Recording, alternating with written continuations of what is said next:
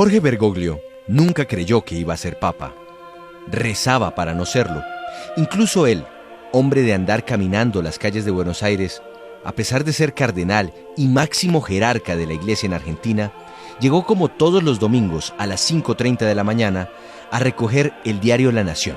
Era domingo 24 de febrero de 2013. Allí saludó al dependiente del kiosco, Luis del Regno, y hablaron de algo en particular: la renuncia un mes antes del Papa Benedicto XVI. Tocaron el tema porque Jorge, como le llamaba, le contó que al día siguiente debía viajar a Roma a votar por el nuevo representante de Pedro en la tierra, pero además le pidió el particular favor de seguir llevándole el diario a su modesta morada al lado de la catedral. Sin embargo, Luis le tiró una pregunta que quedaría para la posteridad. «Jorge, ¿vas a agarrar la batuta?». A lo que Bergoglio respondió: «Eso es un fierro caliente. Nos vemos en 20 días. Vos seguí tirando el diario». Todos los diarios del mundo habrían de anunciar 17 días después, en su versión extraordinaria, que en la noche del miércoles 13 de marzo, pasadas las 19 horas, se había escogido papa, que su nombre completo era Jorge Mario Bergoglio Sívori, nacido en el barrio Flores de la ciudad de Buenos Aires, Argentina, quien, además, cuando le preguntaron cómo quería que le llamaran de aquí en adelante, de manera sincera había respondido: Francisco. 3 días después, habría de explicar que ese nombre lo había escogido cuando su amigo, el cardenal brasileño Claudio Humes, le dijo en el momento de su elección: «No te olvides de los pobres». Y mientras se finalizaba el escrutinio, llegó a su corazón el nombre de San Francisco de Asís, el hombre de la pobreza, el hombre de la paz, el hombre que ama y custodia la creación, diría. Jorge Bergoglio no creció en la pobreza, pero sí fue educado en una familia austera y trabajadora. No había cumplido los 13 años cuando su papá lo llamó aparte y le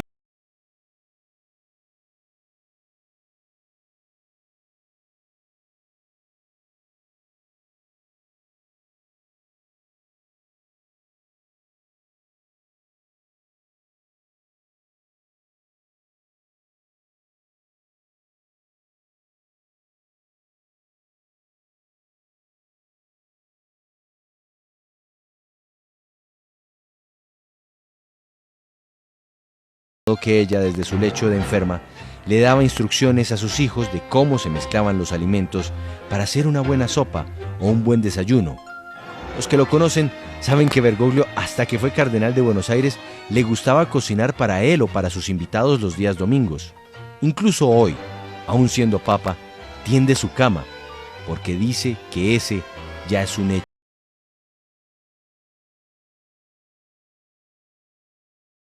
Bergoglio se diplomaría con excelentes notas como técnico químico, y su mamá le apuntaba a que Jorge estudiara medicina y fuera el primer médico de la familia. Pero llegaría el día del sacudón, la noticia que dejaría en silencio a su mamá y que alegraría a su padre. Jorge tenía 21 años y sentó a su papá para contarle algo.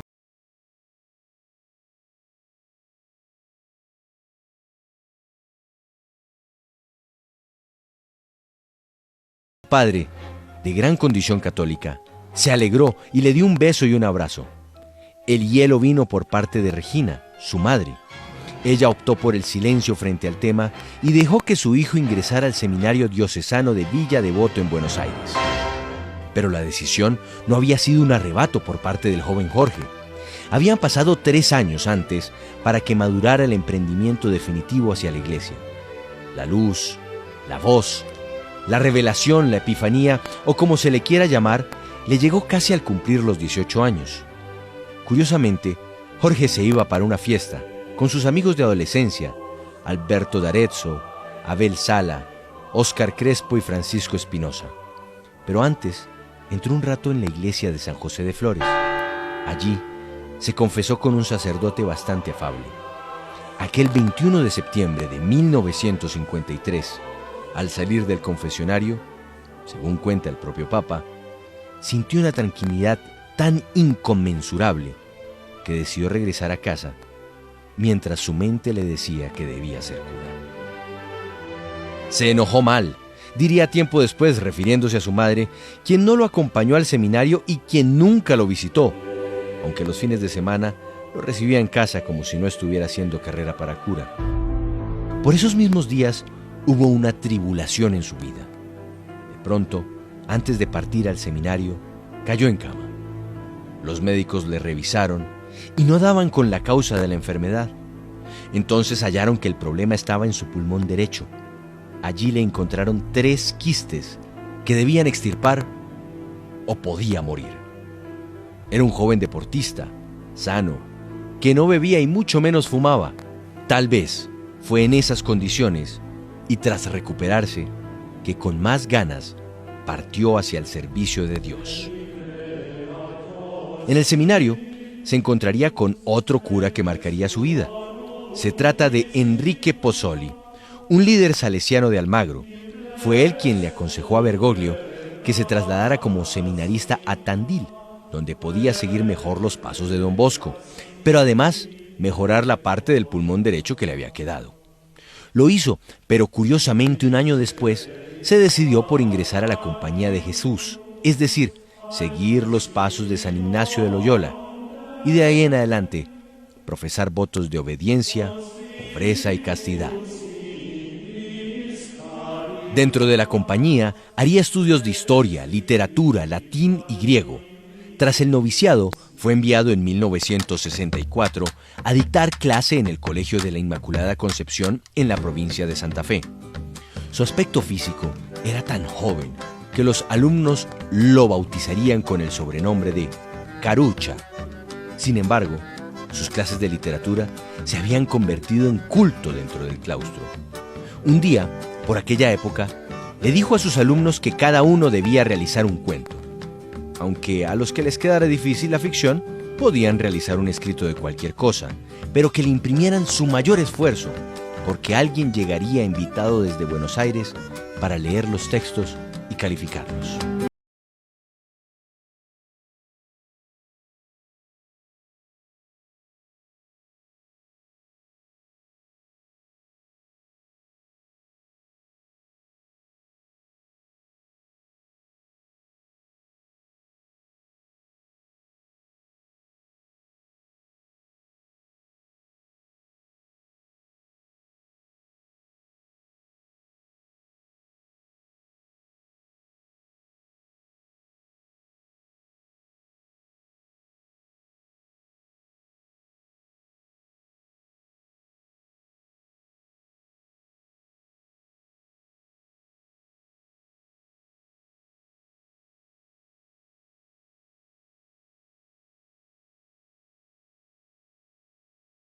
Los dos escogieron 14 historias y titularon la recopilación como Textos Originales, con prólogo del propio Borges.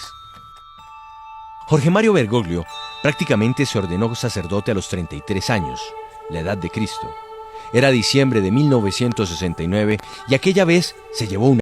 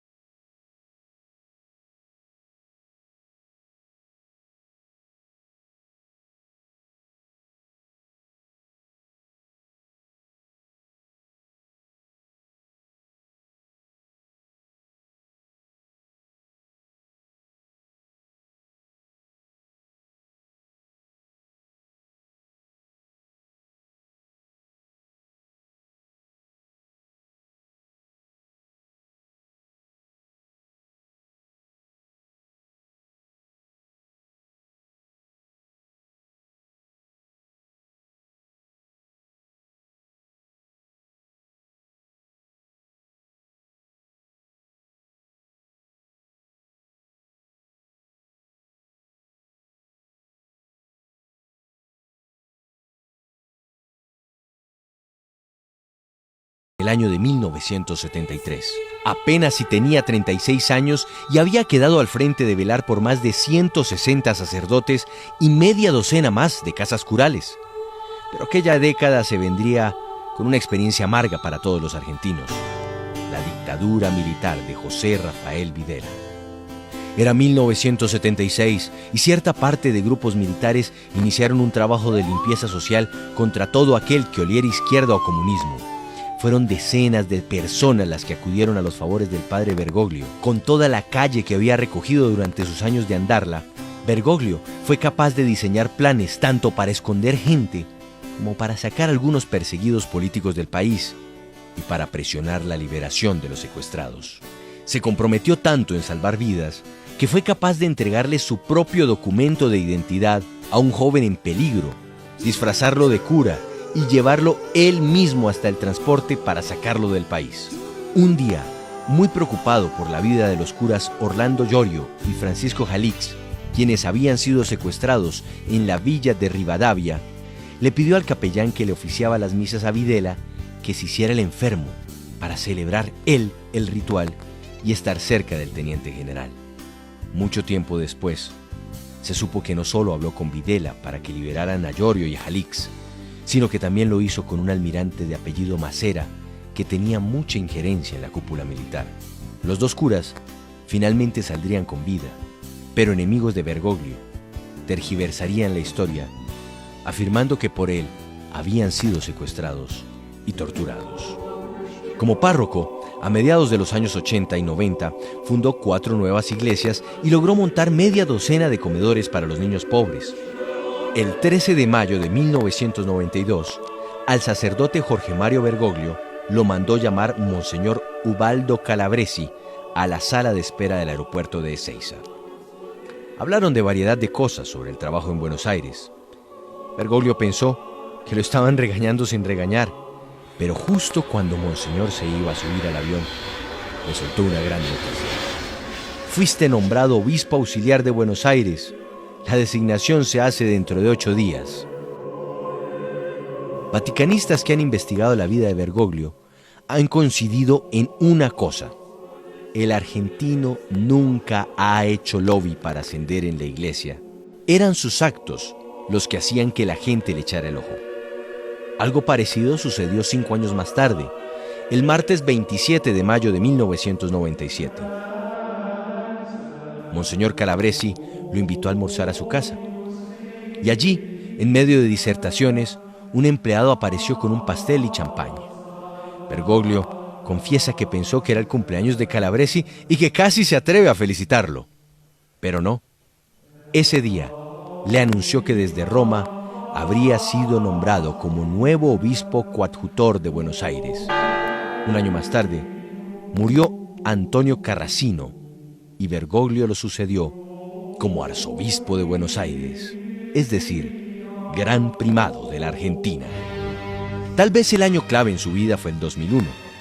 Por aquellos días, el Papa Juan Pablo II lo hizo cardenal, de modo que su nombre se agregó al selecto grupo de purpurados del planeta.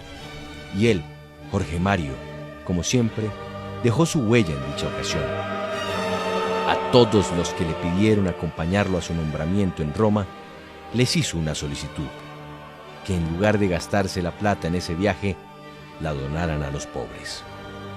Ese mismo año, ocurrió algo que está dentro de lo que tiene que suceder. El relator general del Sínodo de Obispos del 2001 era el padre Edward Egan, pero tuvo que viajar a Nueva York por el atentado contra las Torres Gemelas, de modo que Bergoglio fue escogido para reemplazarlo. Lo hizo también que fue el más votado para representar al continente americano en el Consejo Sinodal. Entonces llegaría la muerte de Juan Pablo II y el cónclave del año 2005.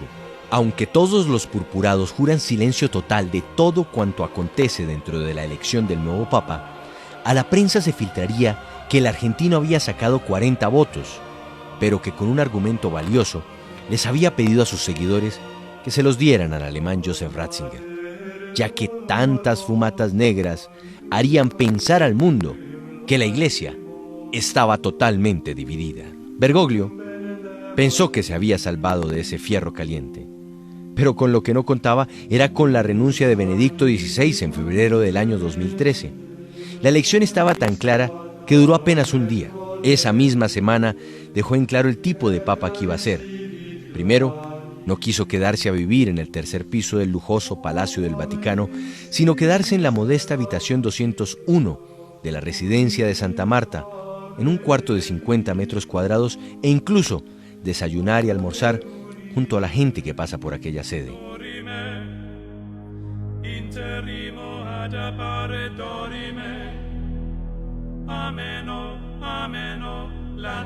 Un papa de la gente. No le gusta andar en la limusina papal, sino que anda en un sencillo Ford Focus color azul. Tampoco le gusta que le respondan las cartas por él. Siempre trata de hacerlo él mismo. Igual pasa con las llamadas telefónicas. Es quizá el primer papa que ha llamado directamente a una decena de fieles a darles consejos o alientos. Tal vez por ello, fue él mismo quien 6 días después de haber sido ungido como el vicario de Cristo en la tierra, que sacó su agenda, marcó un número del teléfono de la Argentina y llamó al dependiente que le dejaba todos los días el periódico en su morada de Buenos Aires, solo para decirle que le disculpara, que debía cancelar la suscripción porque lo habían elegido papa y no podía hacer nada, y solo pedirle que rezaran por él.